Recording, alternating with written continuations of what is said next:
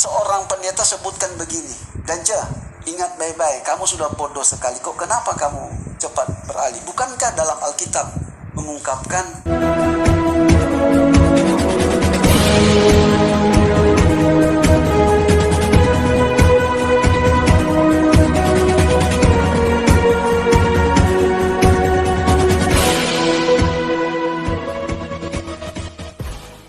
Ya, shalom bagi kita semua dimanapun kita berada pada saat ini. Kiranya kita semua tetap berada dalam keadaan sehat dan apapun yang merupakan aktivitas kita sepanjang hari ini, kiranya Tuhan Yesus memberkati. Dan kembali berjumpa lagi di channel kita ini, yaitu Zemaya Anias Chin. Dan terima kasih buat teman-teman semua, para sahabat yang sudah mendukung channel ini dengan setia. Dan kiranya kita tetap menggunakannya untuk menjadi berkat bagi semua orang. Nah teman-teman, pada video kali ini saya akan menanggapi apa yang disampaikan oleh seorang mualaf mengenai kitab Injil Kristen, bahwa Injil Kristen yang sepenuhnya itu ada di dalam Al-Quran. Dan juga dia berkata bahwa ajaran yang mendekati ajaran Yahudi atau pandangan Yahudi mengenai Kristus adalah agama Islam. Itu yang mendekati ajaran atau pandangan Yahudi mengenai Kristus. Nah teman-teman, sebelumnya mari kita simak videonya yang berikut ini. seorang pendeta sebutkan begini, Ganja, ingat baik-baik, kamu sudah bodoh sekali, kok kenapa kamu cepat beralih? Bukankah dalam Alkitab mengungkapkan walaupun dia malaikat atau oknum yang mulia datang, tapi kalau dia berbicara di luar Injil, tolak dia. Nah, saya sampaikan, Al-Quran itu adalah Injil sepenuh. Bukankah dalam Al-Quran itu terdiri dari Taurat, Zabur, dan Injil?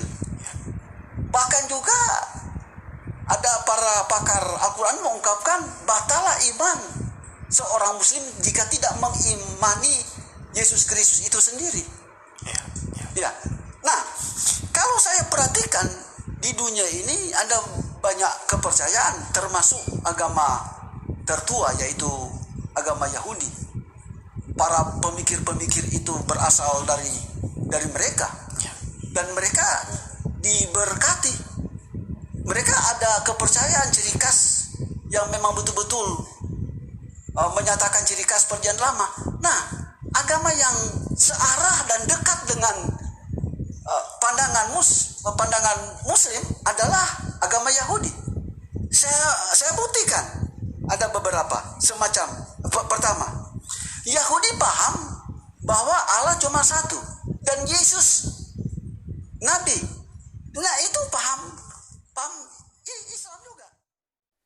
Nah itu yang telah dia sampaikan teman-teman, karena ada seorang pendeta yang berkata kepadanya bahwa kalau ada yang memberitakan Injil yang berbeda seperti apa yang diberitakan oleh para rasul, maka terkutuklah dia sekalipun itu seorang malaikat.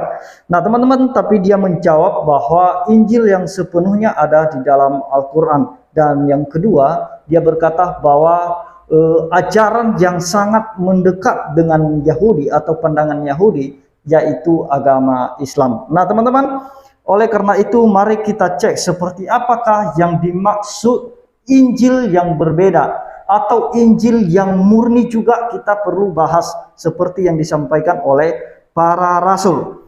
Jadi kita membaca dari Galatia 1 ayat 8 sampai 9 mengenai apa yang disampaikan oleh Paulus kepada jemaat-jemaat yang ada di Galatia, bahwa janganlah kamu percaya kepada Injil yang berbeda dengan apa yang kami beritakan. Karena pada saat itu kondisi jemaat dan situasi yang dialami oleh jemaat yaitu menghadapi guru-guru palsu atau pengajar-pengajar palsu yang seolah-olah mereka menganggap diri mereka sebagai rasul. Nah teman-teman, itu yang ditekankan Paulus. Kalau ada seorang yang memberitakan Injil yang berbeda dengan apa yang kami beritakan, maka terkutuklah dia sekalipun itu seorang malaikat. Mari kita baca Galatia 1 ayat 8 sampai 9.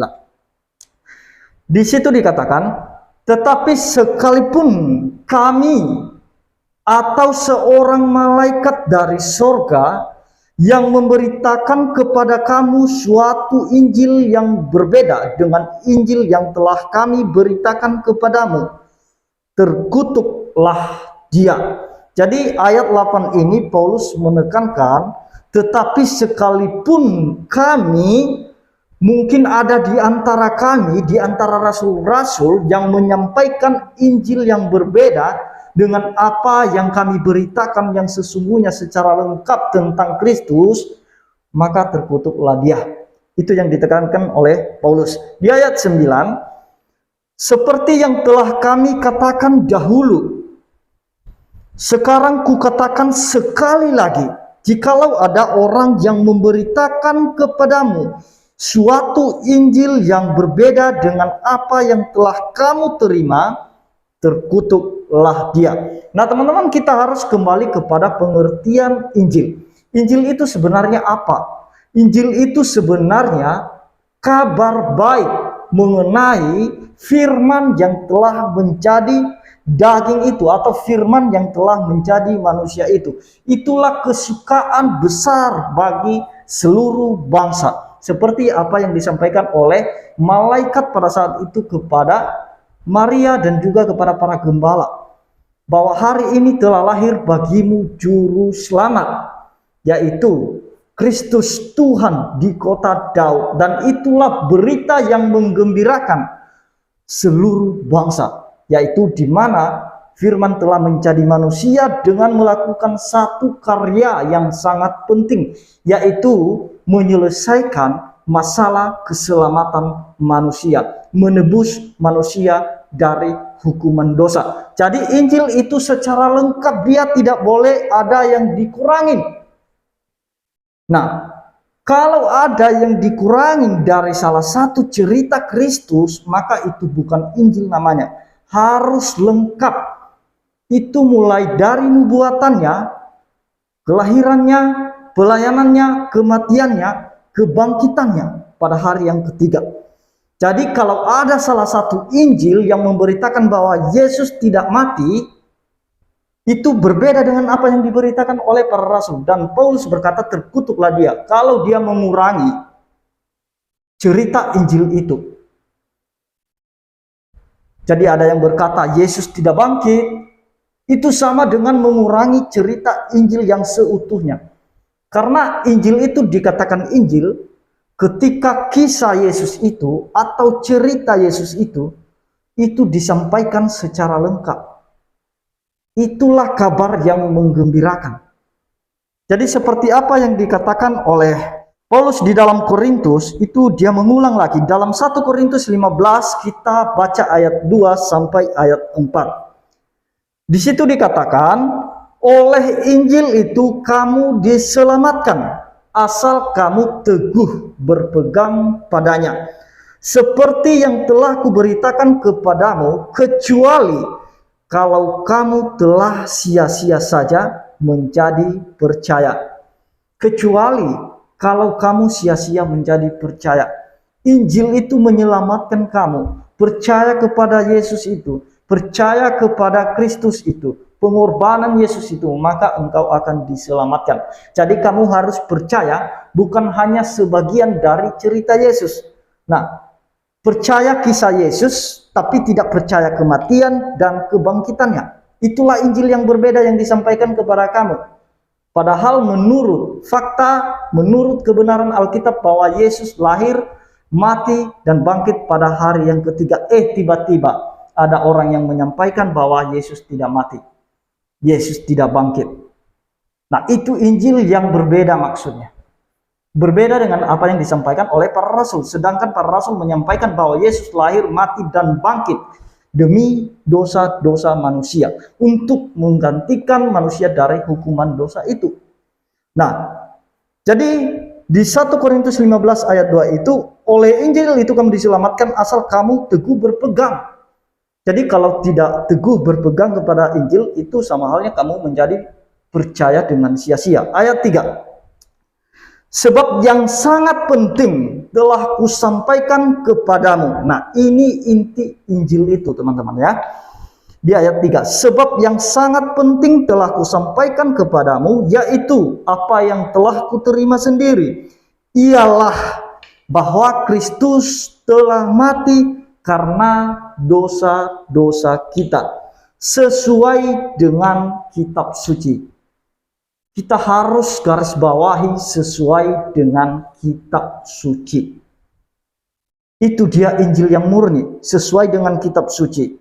Kalau kita lihat nanti di dalam ayat 4, di situ dilanjutkan bahwa ia telah dikuburkan dan bahwa ia telah dibangkitkan pada hari yang ketiga, juga sesuai dengan kitab suci. Itulah Injil yang seutuhnya.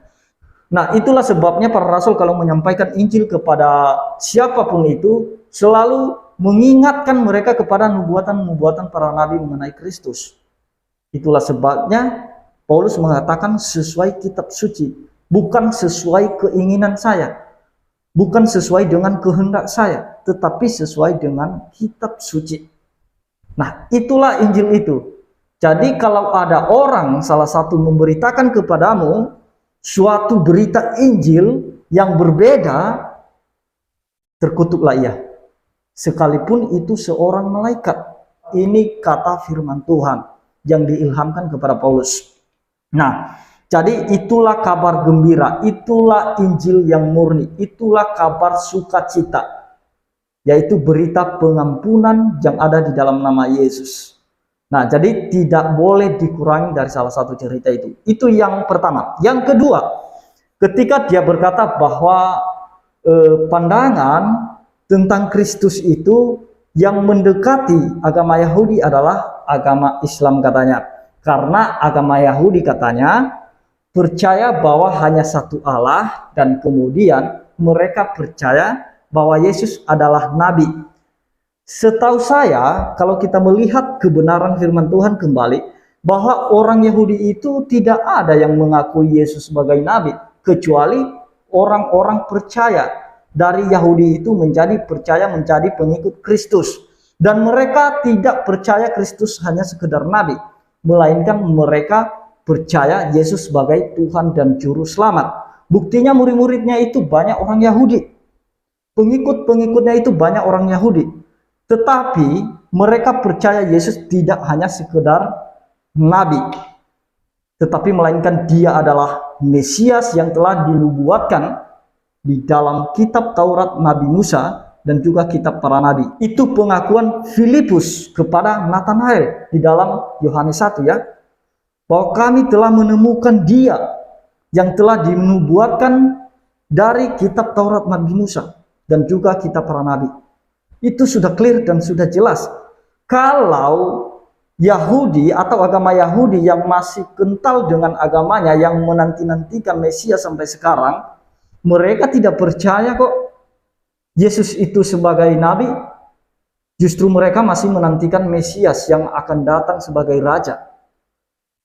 Nah, saya kurang tahu Yahudi yang mana yang dibilang Pak Dacen ini ya, Yahudi yang mana yang menganggap Yesus itu sebagai nabi. Nah, kalau Yahudi pengikut Kristus, mereka percaya bukan hanya sekedar nabi mengenai Yesus itu, tetapi sebagai Tuhan dan Juru Selamat. Tetapi kalau Yahudi yang masih kental dengan agamanya, mereka juga tidak percaya sama sekali bahwa Yesus adalah nabi dan Mesias. Makanya sampai sekarang mereka masih menantikan Mesias itu. Jadi itu kesalahan besar, klaim-klaim sembarangan dari Pak Dacen ini. Dia tidak menyelidiki dulu sejarahnya, kebenarannya. Dia hanya asal ngomong aja di YouTube. Nah, jadi itu yang perlu kita perhatikan teman-teman ya. Karena dikait-kaitkan. Kalau misalnya dia berkata bahwa Injil sepenuhnya ada di dalam Al-Quran, itu tidak masalah, silakan saja. Itu kan hanya klaim Pak Dacen saja bahwa Injil sepenuhnya itu ada di dalam Quran.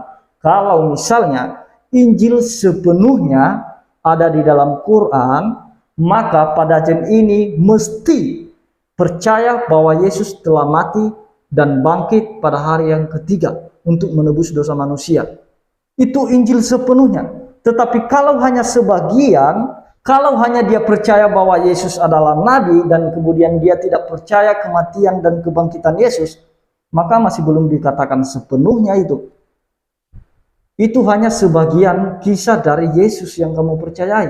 Tetapi inti daripada Injil itu kamu tidak percayai, seperti yang disampaikan oleh Paulus. Yang sangat penting telah kusampaikan kepadamu, yaitu apa yang telah kuterima sendiri, ialah bahwa Kristus telah mati karena dosa-dosa kita sesuai dengan kitab suci.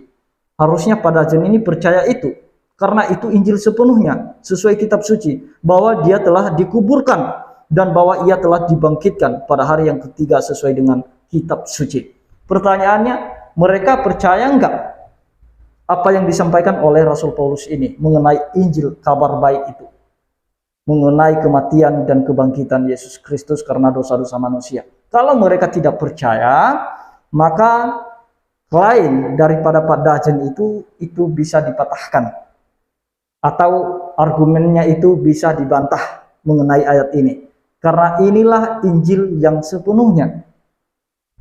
Nah, jadi itu yang perlu saya sampaikan teman-teman, supaya hal ini bisa kita paham, bisa mengerti. Jangan sampai sembarangan saja mengklaim kitab orang lain ya.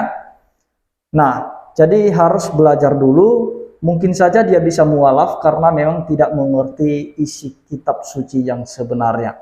Jadi Padajen ini sekarang dia mondok, dia sedang diajarkan sekarang atau didoktrin sekarang. Tentu saja kalau didoktrin tentang Alkitab oleh mereka atau isi firman Tuhan Alkitab Kristen, maka tentu saja semakin keliru. Jadi marilah kita doakan dia supaya dia sungguh-sungguh belajar dan menemukan kebenarannya kembali. Demikian yang saya sampaikan teman-teman, kiranya Tuhan Yesus memberkati kita semua. Shalom.